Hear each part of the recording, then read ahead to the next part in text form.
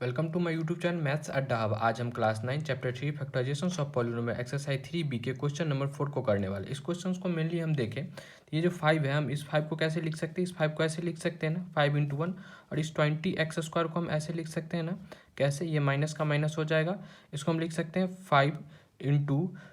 2 और x² को लिख सकते हैं x इंटू एक्स। ठीक, अब इस दोनों टर्म में, इस फर्स्ट टर्म और सेकंड टर्म दोनों टर्म में हम दिखे तो हमको एक 5 जो है ये दोनों जगह कॉमन बनते दिख रहा है, तो हम क्या कर लेंगे, 5 को बाहर लिख लेंगे। ठीक है, उसके बाद बचे हुए चीज़ को हम एक अलग बॉक्स में लिखेंगे, तो ये बच जाएगा 1 माइनस ये 2 इंटू 2 4, ये x², तो ये हो जाएगा 4x²। फर्दर अगर अब हम इसको सही से देखें तो हम इसको 1 का होल स्क्वायर तो लिख ही सकते हैं, और इसको 4x² है, तो अब हम सही से देखें तो अब हम इसको ऐसे तो लिख सकते हैं ना, कैसे, 5 इंटू 1 का तो ये होल स्क्वायर हो जाएगा, और इसको अगर हम लिखना चाहें 4x² को तो माइनस के बाद लिख सकते हैं 2 का होल स्क्वायर, और ये x का क्या हो जाएगा, x का होल स्क्वायर। ठीक, अब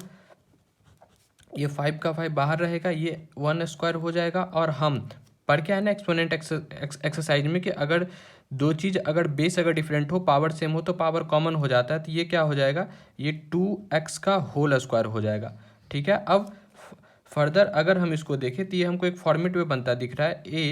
अगर हम इसको a बोले और इसको b बोले तो ये क्या हो जाएगा, a² माइनस b², और a² माइनस b², जिसका हम रिजल्टेंट जानते हैं a माइनस बी, और इंटू में a प्लस बी। अब हम इसी के रिजल्टेंट के फॉर्मेट पे अब हम क्या करेंगे, इसको लिख देंगे, तो ये कैसे लिखाएगा, 5 इंटू में 1 माइनस 2x